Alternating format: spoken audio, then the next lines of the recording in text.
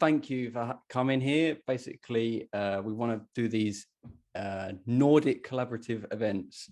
I think these are really like effective and a really good use of time, you know, get everyone together.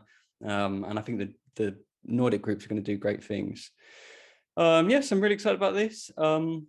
So basically, we would like to kind of, as part of the event, promote the ATK one-on-one advising calls. So at the end, we're going to stick around for about 20 minutes and maybe go through the application. So if you want to stick around at the end, you're more than welcome to do that with us. Yeah, so we're going to have Habiba present for us now, and then the Q&A, and Villa will be handling the Q&A. So other than that, I'm really grateful to have Habiba with us tonight. So Habiba is part of the 80,000 Hours career advising team. Before working at 80,000 Hours, Habiba worked for the Future of Humanities Institute and the Global Priorities Institute. Wow, I managed to get all of my syllables out there. So without further ado, feel free to present, Habiba. Oh, hello. Yeah. Oh, yes, we're also there is polling. Also polling. So yeah, so do use the Slido.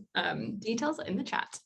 Nice to meet you, everyone. This is a great turnout, and thanks for the, I guess this feels like retro old school to do a Zoom call, like Elliot was saying, old 2020 vibes. Thanks for that lovely introduction. I'm part of the one-on-one team. I thought I would do a talk today that's kind of a somewhat condensed summary of some of the top bits of advice that maybe I have for career planning. And apologies if some of you have heard some of this before. Hopefully I'll just try and touch on different elements that might be new to some people. I am going to, I think I'll just jump into sharing my screen. Let me make this bigger. And then if I actually present, give me a thumbs up if you can see the slides, full screen. Fab. Okay, so how to have a high impact career. Here we go. So I'm from 80,000 Hours. I imagine that many of you are familiar with 80,000 Hours, but just to go through some of the things that we do, we're basically this non-profit that in the EA space that tries to help people have high impact careers. We have a bunch of research. So on our website, we have this kind of flagship key ideas series, which has just relatively recently been reorganized to sort of be quite like modular. So there's these different sections that you can dip into. We have a ton of problem profiles that like examine different problem areas, a ton of career reviews for different specific careers, as well as specific tools for career planning, like our 8-week career planning course. And there's also like other things like an annual career tool, things like that. All of that stuff is on the website. We also have the podcast as well as another kind of aspect of like our research or content that's trying to explore some of these big ideas. And then we have some specific tools and support to try and help people when they're making career choices and decisions. There's the online job board, which at the moment is perhaps like quite geographically focused on, say, the US and the UK, but we have grand ambitions to make this into the, you know, the one-stop shop, the best kind of social impact job board that there is. And we've recently been hiring for a head of job board to make that happen. And there is the one-on-one team, which is the team that I'm in, where we do these one-on-one calls with people to try and talk through where they're at the moment with career planning and see if we can provide support and advice.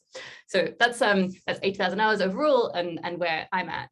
I wanted in this talk to go through, I guess, like 4 kind of top tips for how to have a high impact career.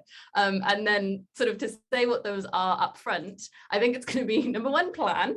And that's my bold piece of advice, to do some planning. And specifically to emphasize the problem choice element of that planning. And then when you're thinking about things to do, try and be really ambitious. And then our last piece of advice is when you're then out in the world trying to do your career and have a high impact, be willing to test things out, increasingly taking more and more time to test out a particular path as you sort of iterate on your plan and continue to like review how things are going.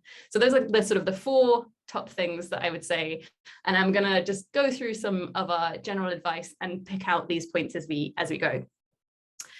Cool. Okay. So yeah, this first thing around kind of how to think about careers in general, I think we like to emphasize that, and I think this is true, that when you think about how you can have an impact on the world, using your career is the biggest lever that you have. You know, as we do say, 40 hours a week for 40 years of the, for like, I don't know, 50 weeks of the year, or like over a multi-decade career, ends up with 80,000 hours worth of effort.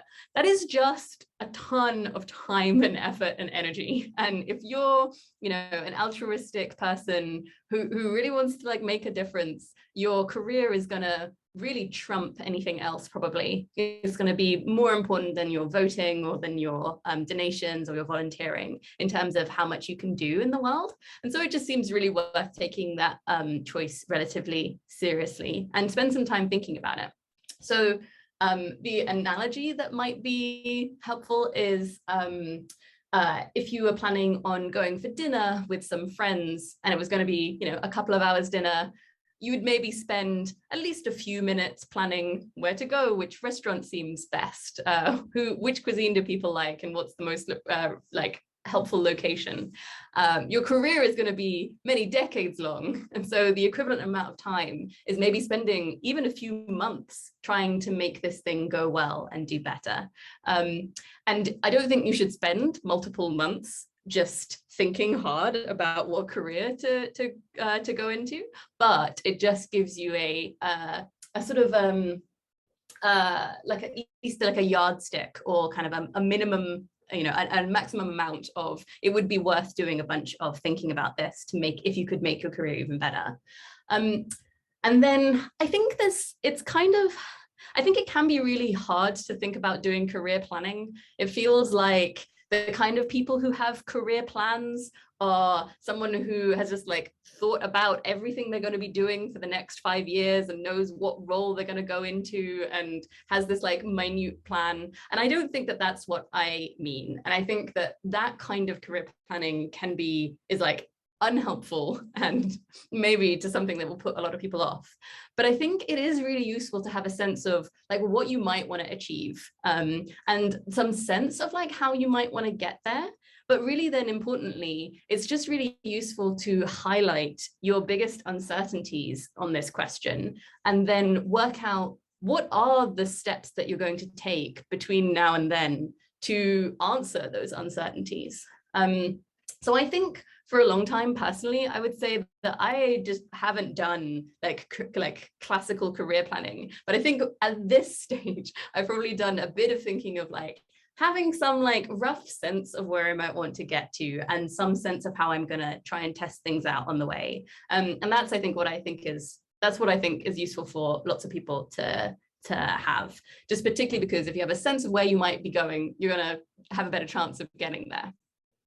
Okay, so that is like point number 1, how to have a high impact career, do some planning. And then when you're thinking about this planning, what are the like key factors that go into this? So if you're thinking about having a career that has a super high impact, you're going to want to think of each of these different factors: the problem that you work on, the specific solution that you're trying to advance, and then your fit for that role. So it could be climate change, it could be then renewable energy, and then it could be like a particular entrepreneurial role. And how much impact you have will vary if you're working on a more important problem, if you're working on an even more effective solution, if you're even better at your job. But there's variety in each of these different areas. You know, some problems are more effective than others, some solutions are a lot better than others, and some roles you're going to be like way better at than other ones.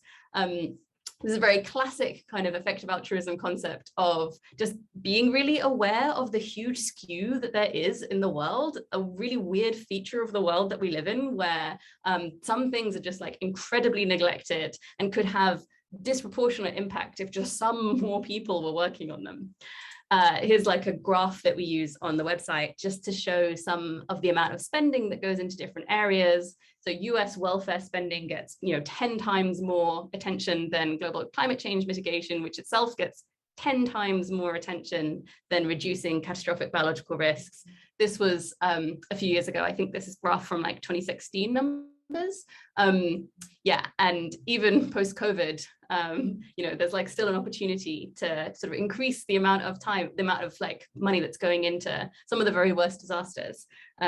So when you see this like dramatic differences between how neglected different problems are or how impactful different solutions are, it just underlies how carefully you might want to think about which direction to go in and how much better you can do if you think carefully about this than if you just did the natural default option.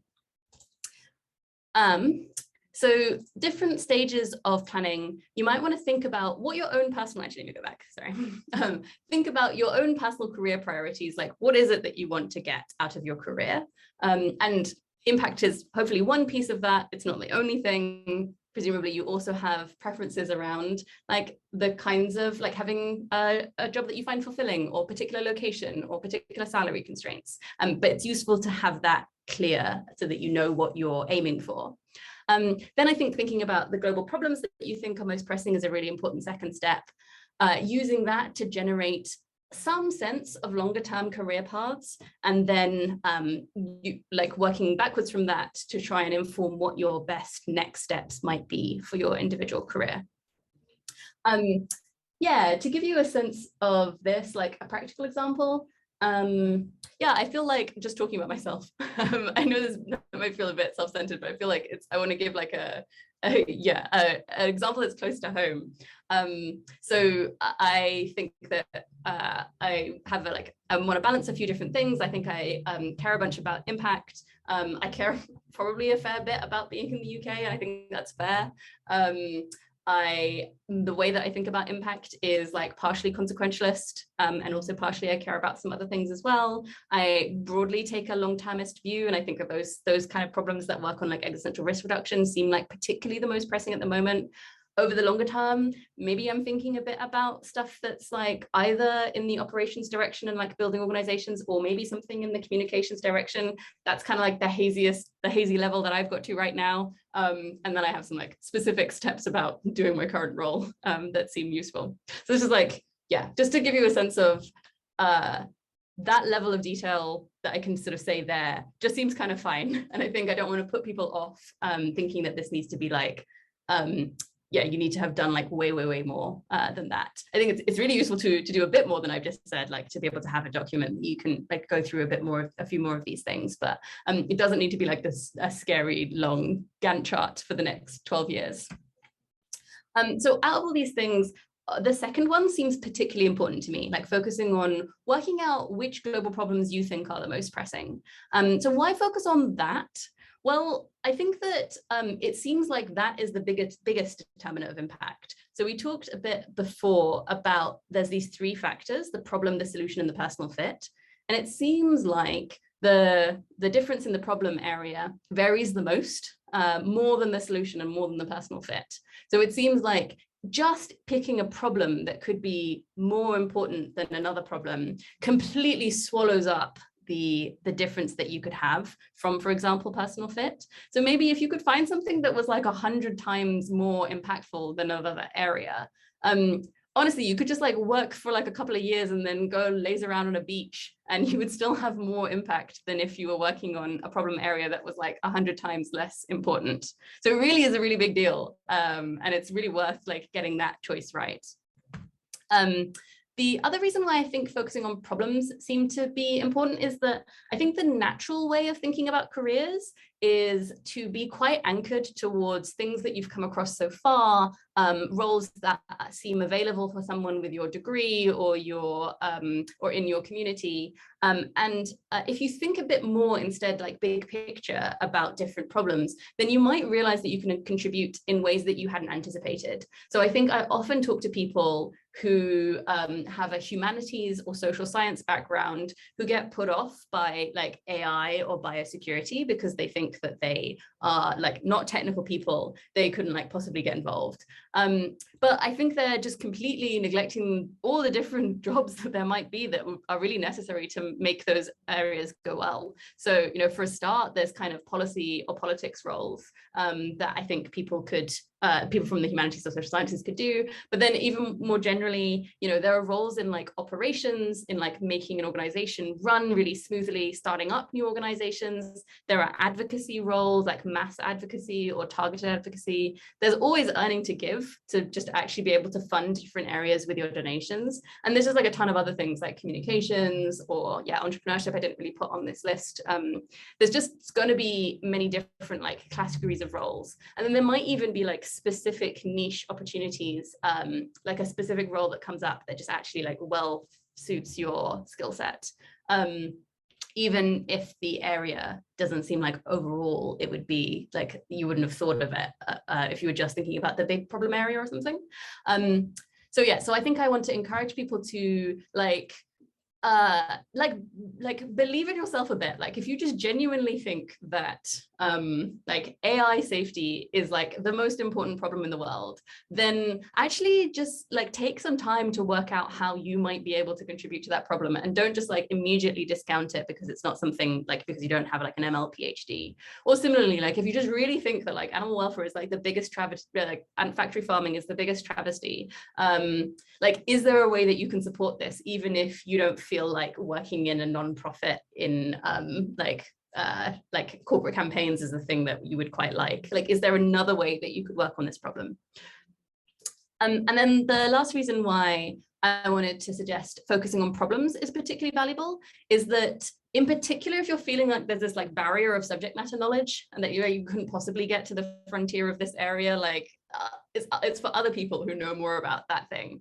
I just think that this is not as big a deal as people might worry. I think your career is going to be a very long thing. I think if you're like altruistic and like focused and determined and like a smart kind of agency person, I just believe that in a period of, you know, even just like 2 to 5 years, which is not that long in the course of like a 40-year career, you can get to build up a bunch of experience in a particular area through just like reading a ton about it and then like maybe doing graduate study.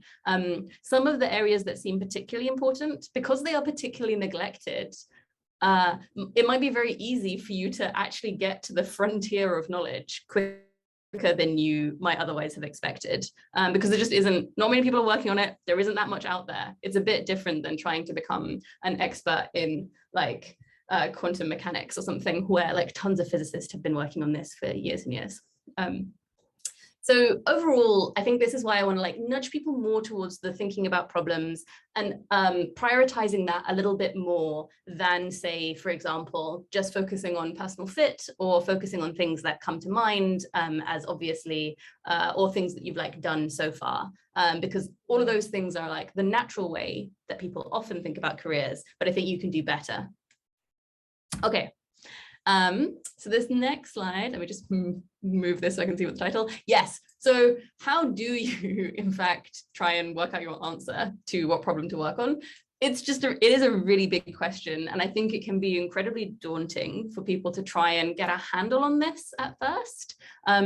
It feels like, you know, there are like really big complicated questions here. There's like moral philosophy questions. There's also some like big empirical, like questions about the world, and like lots of smart people have thought about this and lots of them are confused, and how can you possibly get a handle on this? Now I do think it is hard, but I think it is worthwhile, and I think you can get a handle on this, like maybe more than you might think. So there's like a bit of just like actually just engaging with some of the content that's out there and doing like a bit of your own research. And I want to encourage people to do this because I think that this is your career, these are your choices, and I just really want people to feel like they can own the choice themselves and they just don't have to leave that up to someone else or defer to other people. So there's things to read, and you know, probably the amount of things that you think I've read is probably not as high as I actually have. And yet I sort of feel like I've got like some handle on things. So like some books, there's like podcasts, there's like problem profiles. There's lots of tons of things in the EA community that you can like get a handle on to try and wrap your head around some of the stuff. I think then combining that with also like talking to other people, and all of the fellowships seem really valuable to just give you a sense of what other people are thinking about this, that no one really knows completely the right answer, but you're just as sensible as other people if you can like engage with some of these ideas. And it's totally fine to be developing your view over time. So doing some of this stuff, I think you can then like, when do you stop? What do you like, what's the final position that you take? I mean, I think you can carry on developing your view over time, seems ideal, but you can either sort of more specifically try and form your own personal view, or you can do a bit more of deferring to other experts that you trust, or you can just like combine these a bit and do a bit of both, like investigate to the level that you feel like you have like some understanding of what your own view might be, and then you don't have to spend your entire life reading philosophy textbooks. You could defer to other people at some point. But yeah, I encourage people to at least go some way along towards forming your own view. It's for these like big picture questions about what are you going to be doing with your like entire career. Cool. Okay. So then once you've done the thinking about some problems, then you want to be thinking about, want to come up with some ideas of like potential career paths that you could go down. And we talk about career paths in the sense of like some kind of combination of a problem plus a type of role. So it's something like it's climate change plus it's also entrepreneurship, or it is global poverty plus also like think tank research. And like that's the kind of level of detail we're talking about. It doesn't have to be I want to be head of the European Space Agency or something. It doesn't have to be like a specific job. So it's useful to have some sense of like what kinds of roles you might be wanting to aim for. And then you can come up with a list of these, like which different roles feel like they might work on the problems that you think are the most important. And then how do you pick? Well, this is where my next piece of advice around being ambitious comes in. Because when you're looking at these different roles, bear in mind that, a small chance of achieving a lot is really great. So you could be like, I could like kind of work in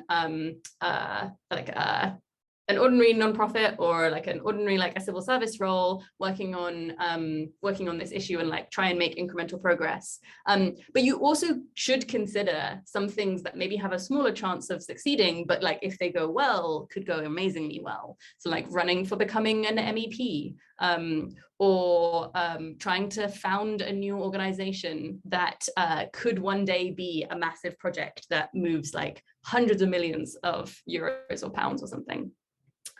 So bear in mind that these like long shot options just could be very attractive. They're risky, but they could be very, they could have a lot of benefit. And when you're thinking about having impartial impact, there's good reasons to take some of these gambles on things that like could pan out if they could pan out really well. I guess like think about Sam Bankman-Fried, who's a crypto billionaire. Not everyone can do that, but at least some people should try.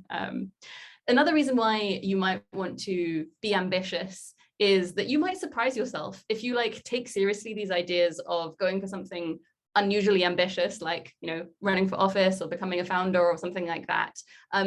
It might turn out well, and if it does, then you've like surprised yourself in a good direction.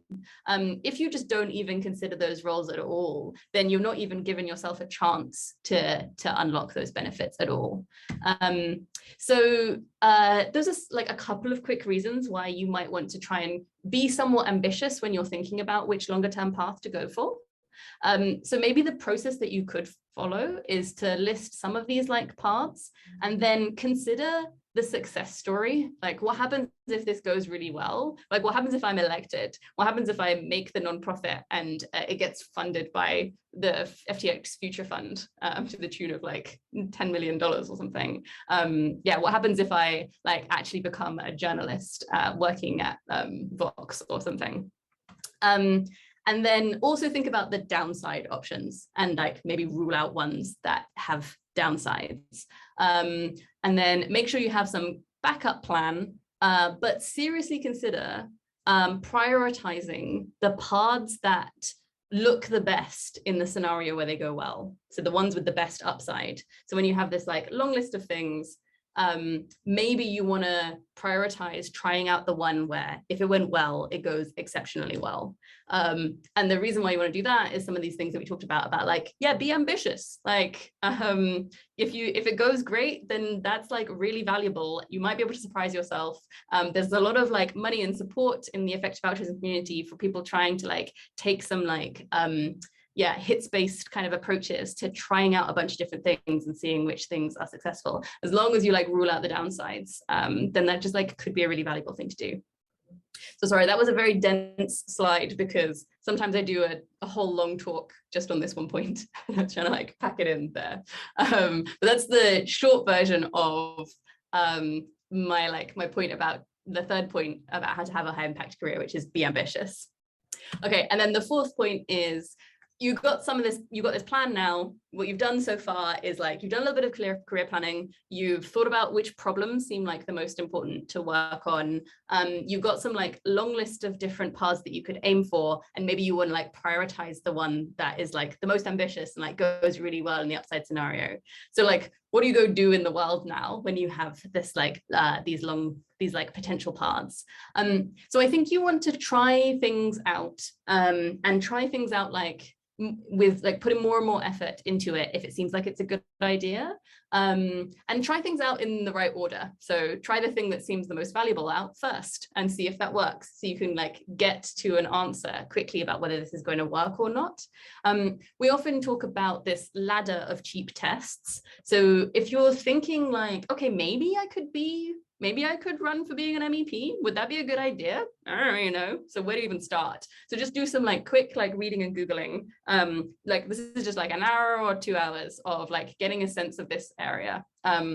Like find some like career reviews about people, or like some interviews from like people who've done this kind of thing, just to get even a sense of whether this is worthwhile. If yes, then like spend a bit more time and actually just like see if you can talk to some different people about their experiences and like get a bit more of a sense of if this might be a good fit for you.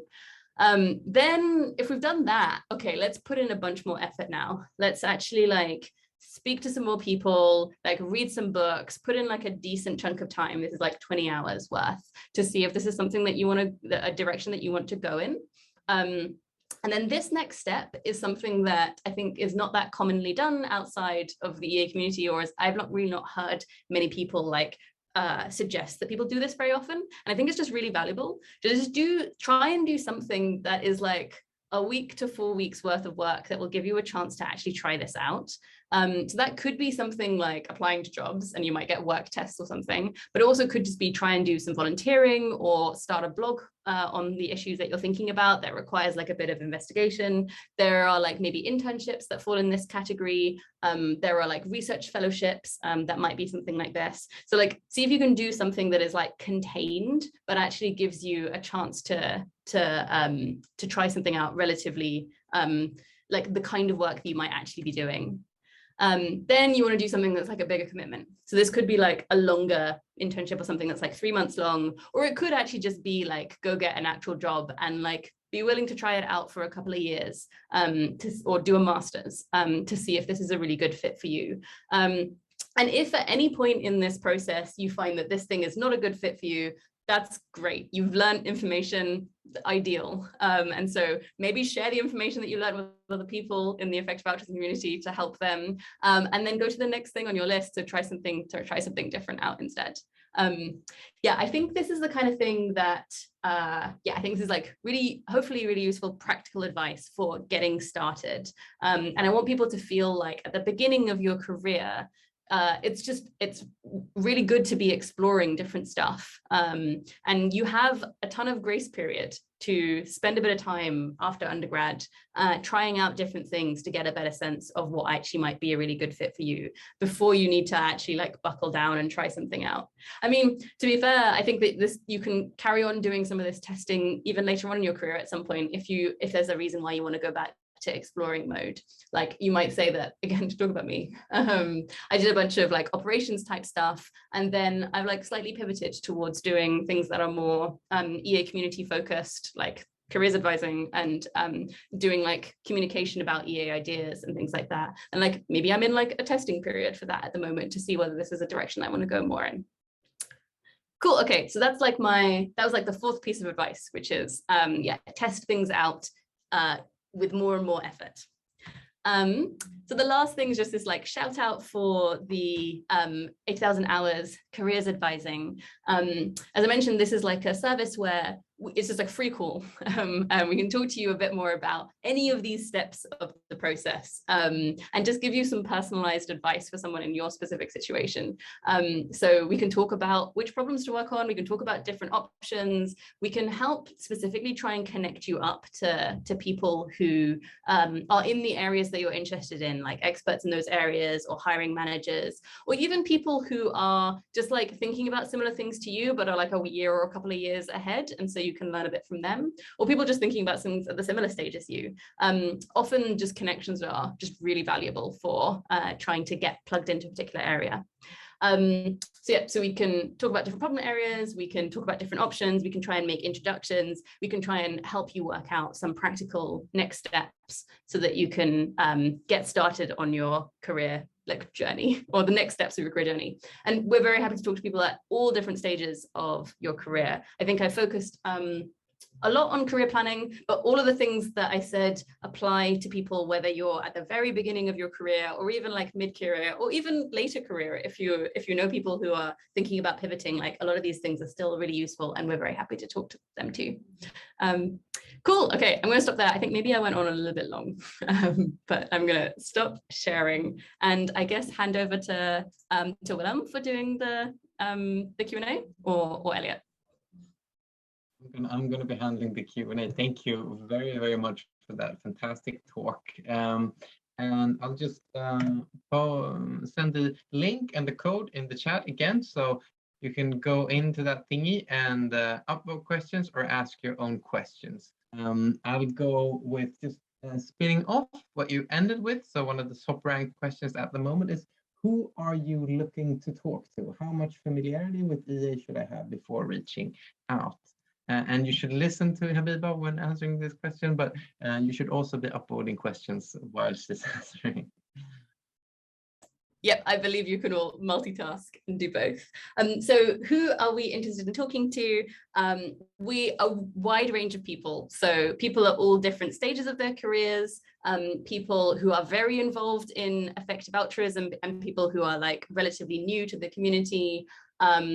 We're interested. I think the specific thing that like differentiates who might particularly benefit from 80,000 hours advising is that people are like particularly willing to apply this kind of analytical framework in thinking about their careers, and happy to do this kind of, or like interested in engaging in this process of like prioritization. So that's like particularly useful, or at least we might be particularly useful for them. And then interested in thinking about impact from an impartial perspective. People don't have to have like completely decided what they're thinking about any of these big questions yet. They're complicated, and like people, it's like almost more helpful if you can talk to someone when you're really confused, so we can like maybe help work out the confusion. But it is useful if people have some familiarity with some of the different ideas. So some familiarity with 80,000 hours, or long-termism, or ideas in EA. So what that might look like is maybe they're like a big fan of the podcast and have listened to quite a few episodes, like maybe like 5 to 10 episodes, or they've just like dived in and like read a lot of the 80,000 hours website, or done, you know, a couple of the fellowships, like an introductory EA fellowship, and then like an in-depth fellowship, or like a reading group around like the precipice or something. Yeah, if you or anyone you know in your group is like in that kind of position, and it seems very plausible that we would like to talk to them. So that's the familiarity with 80,000 hours perspective. Yeah, if people aren't as familiar with 80,000 hours, or or other things in the EA or long-termist kind of traditions, then maybe it's better for them to spend a bit of time just like signing up to the newsletter and getting some of the recommendations through that, the 80,000 hours newsletter, or just going to more kind of group discussions or group activities or that kind of thing first before applying. And then the last thing is, I guess, like, we're particularly useful for people who might be a good fit for some of the kinds of careers that we know about. So, you know, often the things that we're talking about, these are like challenging paths. And so people who might be a good fit for that. There is a slight sense in which, like, if people have like very strong constraints, then we might just not have as much to say. So if, for example, if people are it's totally fine if people have like a preference for being in their like home country, but if people are really, really like, I'm just like not really going to move out of this particular city, then it's possible that we just don't have as much to say, and won't have as many like good suggestions, and that maybe actually local groups are a better resource at that point. That said, I don't want to like emphasize that too much, because I think, you know, remote jobs exist, and if people are like altruistic and interested in using their career to do good, then I think probably that's more important. Yeah, so because I can just say for myself, I did 𝐬𝐩𝐞𝐚 counseling, and even though I didn't want to move from Sweden, just the process is fantastic, and maybe I don't get a hold of all the cool jobs, but I can find other good jobs in Sweden, like running in Sweden. Thank you. It seems 𝐬𝐸𝐾 are in a good place to see what people are coming to EA to effective altruism. Are there particular areas, roles where we are missing people at the moment, or areas that are more saturated? Yeah, so we generally generally the web team will try and keep our like career reviews relatively up to date in response to demand. So in addition to the things, so there's still our like, you know, like our priority paths are probably still the major things that we think of as the roles in the world that like really need more people and can absorb more people into them. And so there's still going to be like AI safety, AI policy, bio policy, being like a US-China expert, operations management, all of these things are still like really valuable for people to go into. And if they ever stop being valuable, we drop them off the list. I guess I want to give a particular shout out to, specific things that I feel like in the mood music of EA at the moment. So specifically with the launch of the FTX's Future Fund, this like large new funder in the long-termist space, they are extremely excited about being able to make grants to people who can be founders of a bunch of different areas. They have like 35 different project ideas, and they want to find founders for that. I think there's like current applications open right now for the first round of founders that they're looking for. And Open Philanthropy, another major funder in this space, also has a strong interest in this too. So I think in general, there's this general mood that so far, maybe the effective altruism community has been like moderately cautious in that we have like a few different projects and they're like relatively well run, but we could be more ambitious. Maybe we need to find some organizations that could actually be like something that you need like $100 million to like run each year. So instead of just being like an 80,000 hours, like what would it look like to have an organization that was like 10 times the size of 80,000 hours? Like, should we be starting a new university? Should we be, should we be starting like new journalism outlets, or just like really huge projects? Should more people be like running for US Congress? So I think the particular relevant thing here is, I think, like founding new large projects. That is like, that's daunting to do. And I think like maybe you don't want to like jump straight into that, but if you want to consider a path that would lead you in that direction towards being able to found a particular area, seems great. So we have a new career review on like being a founder for impactful, for an organization that works in impactful areas, which talks a bit more about like what you might be able to do to, like if you have an idea or if you don't have an idea, or like how to build up some skills. So like being a founder is one thing. I feel like there were some other things I wanted to flag. I mean, I guess I have like a bit of an operations background, and so I always want to like give a little shout out to operations. My understanding from talking to, especially to a bunch of the organizations in the Bay Area, is that they are really struggling for finding people who have the experience of like managing a team and scaling up an organization, but also really care about the mission of the organization. And that's still a key bottleneck for growth. So that feels like another thing. Yeah, I think it's just perennially ends up being a bottleneck on different organizations. And then I guess there's other stuff in the community building space. So again, Open Philanthropy is wanting to fund a bunch of people in both global health and also in long-termism to actually just like build the communities, because in part, my impression, this is very secondhand from what they sort of said in the posts, is this sort of a little bit of a vibe of like, we want to get more people working on some of these different areas. We can carry on trying to sort of like look in all the nooks and crannies for the people who've come across the ideas already and try and get them to work on the issues. Or maybe we should actually just like try and tell more people about these issues first. And that will just like widen the pool massively. And so there's like quite an opportunity for outreach to people at high school age, where there hasn't been that much outreach so far, or people in non-English speaking countries where maybe a lot of like core EA resources has been in English so far. So I think there's like more opportunities in the sort of, yeah, like the kind of community building space as part of this like ambitiousness mindset. Yeah, so those are like three things that I highlighted specifically, like becoming like a founder of an organization, just ops, because I think ops is important, and like a community building. Yeah, are there other things? I mean, I think that there's space for like, specifically as the community building, there's space for kind of rationality stuff or good stuff about good epistemics. It seems like that there isn't as much happening in that area anymore. There's often like, I feel like there's trends in different roles that come up. At the moment, there's a lot of demand for people to be like personal assistants for people working in organizations that are doing really impactful work. I feel like, trying to help some of these people be more organized is a great way of just trying to boost their impact. And there's just been a ton of those recently. So those are like some specific career opportunities as well. Yeah, that was my answer. That was quite long, sorry. Fantastic answer. Less cheery maybe, but what are common mistakes you see people making when planning their careers? Yeah, so I guess there's this one thing around people like not thinking widely enough about different options. And I guess this is partially why I was like pushing the think about the problems thing first, because people are maybe often too stuck on something that they've heard about, or the like one thing that they've tried so far that they've liked. And there's a huge space of all the different things that you could do. Other things, other mistakes that people make. Yeah, maybe people are can be a bit like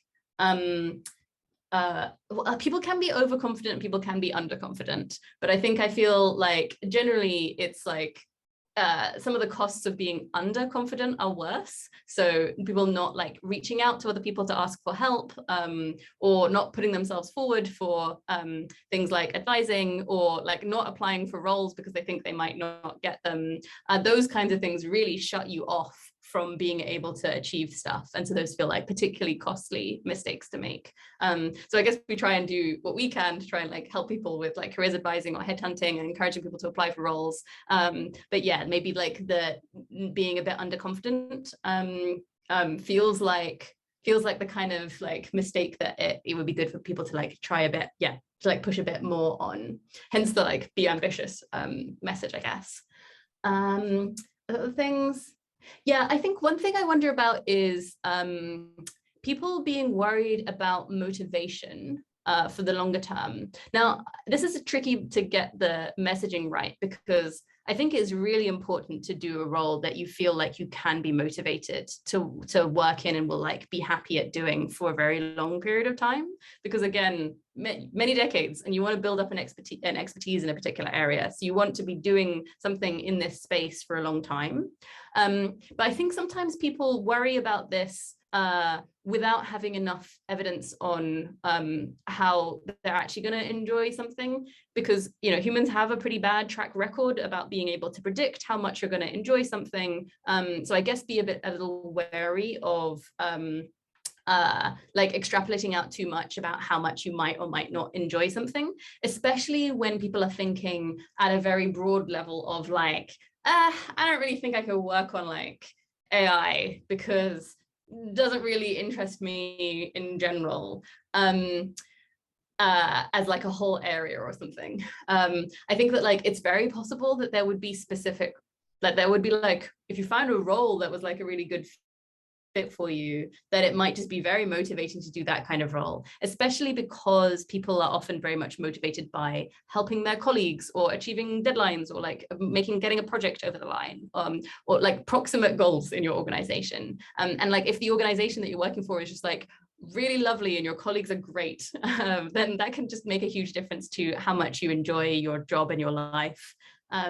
So yeah, I think I'm like a little wary about people making too strong predictions on what they think they're going to find motivating or not. And maybe I'm sorry to specifically point out the one thing that I'm like particularly wary about is that people often have the impression that working on long-termist stuff means working on things that you're just like never going to see the benefit of. You're just going to have to like work in a room by yourself, and like who knows whether you saved anyone's life or anything, and like who knows whether anything that you ever said was useful. And I think there's some truth to the fact that if work that you did contributed to reducing the chance of like a catastrophic extinction event, we're never actually going to know that is true. Like we're just never going to like see what the counterfactual was.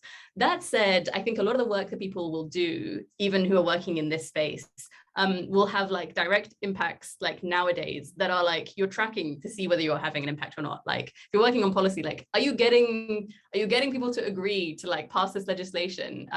Like is the new organization like up and running? Are we now, have we spread this new technique for like metagenomics diagnostics or something?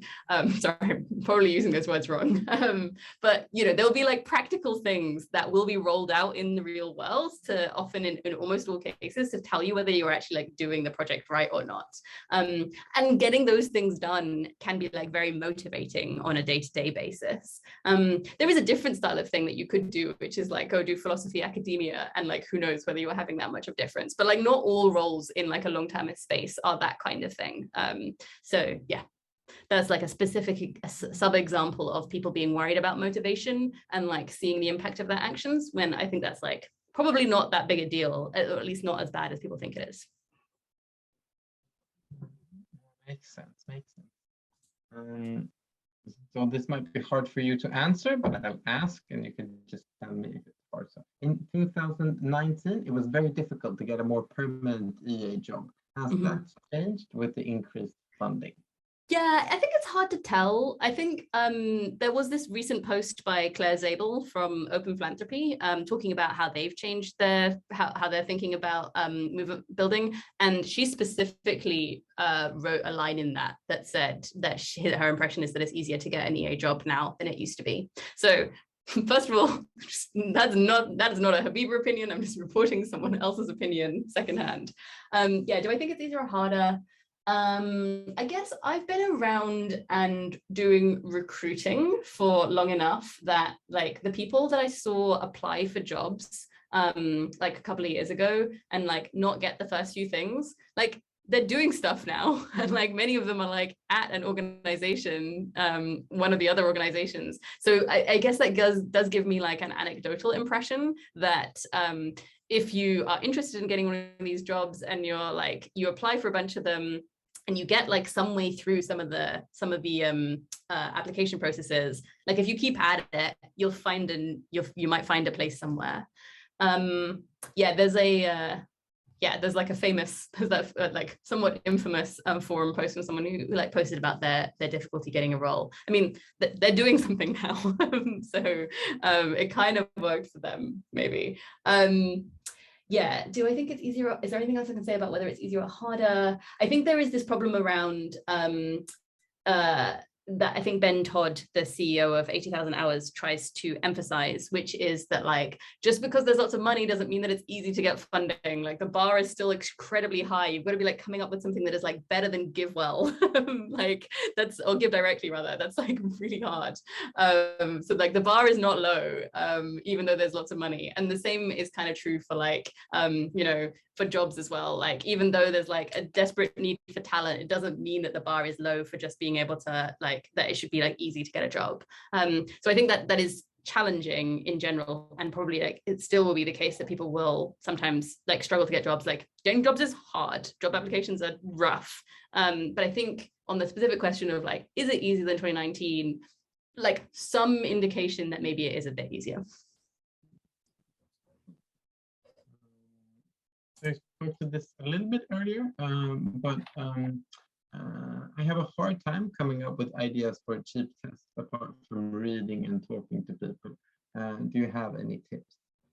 Sorry, was that hard time coming up with ideas for longer term roles, or for what was the thing? Sorry, for cheap tests. For cheap tests. Yeah, I think so many of our 80,000 Hours career reviews do try and have a section at the bottom about like, or somewhere there that is like how to test your fit. So that will hopefully give you some ideas. Yeah, are there other things? Yeah, you could also just like check the EA forum, the tag for that particular area, to see if anyone has like written about their experiences. Like there are now some, like people did this kind of process where they like wrote about their jobs. And various people have written a bit about like how I got an entry-level role in this kind of thing. So you can check some of those ideas. And then, are there any other ways of doing this? I mean, there's our job board, which will have some of the more formal opportunities on there. I think like talking to people in your network is a great way for working out informal opportunities. Yeah, maybe there's, yeah, and then you can also just like, I guess just try and like do some like brainstorming or like big picture, like out of the box thinking, and just sort of like maybe set yourself a 5-minute timer, maybe like a 10-minute timer, and do just try and brainstorm like, is there a way that I could get an answer to this question even just by myself, like kind of quickly, like what would it look like for me to do that? And often this can look like, maybe the answer is something like, I could just do a project where I yeah, like do a bit of research and like write up my thoughts or something, or I could just like message a bunch of these people and see if they have an opportunity for doing like work shadowing, or something like that. Yeah, those are some like general thoughts. So like 80,000 Hours career reviews, check the forum, just do a bunch of brainstorming yourself, our job board, maybe other job boards. Fantastic. And I think this would be the last question. So to which extent does it seem your geographical location influences the impact of your career? Yeah, that is a great question. So I think it can really like impact a career. And I think that there are some in some areas more so than others. So specifically, there are some particular catastrophic things that the opportunities for that going well or badly really rests with a very small number of players. So if we're talking about AI, it's going to be the US or China. And so those do feel like really crucial places to be. And like, yeah, places that are much bigger are gonna, like, if you can influence the way that things go there, you're gonna have more sway. Then there are other things that might be more distributed. Yeah, I mean, like, yeah, maybe there are other things where like the neglectedness pushes in the direction of like being in different places. So specifically, like I said, community building might be even more valuable where there are fewer people already doing it. So like maybe it's like particularly great to do community building in India or various places in continental Europe where there just aren't as many people yet as there are in like Oxford. And so it's just much more valuable to do it there rather than in a place where there's like tons of people already. So yeah, so I think it does impact it. I think that is just really true. It doesn't always go in the same direction though. It depends on which area you're thinking about. Yeah. Fantastic. Thank you for a very good talk and very good answers to a lot of good questions. And thank you everybody for coming and asking good questions. And as Elliot said in the beginning, we want you to be signing up for ADK advising now. You saw the picture, they're super cozy and they want to talk to you. So me and Elliot will be sticking around for yeah, however long it takes. And we encourage you to like sign up right now. It's one of those things that's easy to just push off. But you should really be doing it. It's a very good opportunity and they are looking to talk to you guys. I just posted the link in the chat for anybody who wants to sign up right away. And I said we'll stick around. And for the others of you who should be none of you, no, of course not. But for the rest of you, thank you very, very much for coming and looking forward to seeing you in EA Global or another Zoom event during the next pandemic, maybe. Thank you very much, Habiba. Thank you so much for having me. The questions were really good, and yeah, sorry I gave such long answers, so we didn't get through many of them. They were really good questions. I totally agree. Yeah.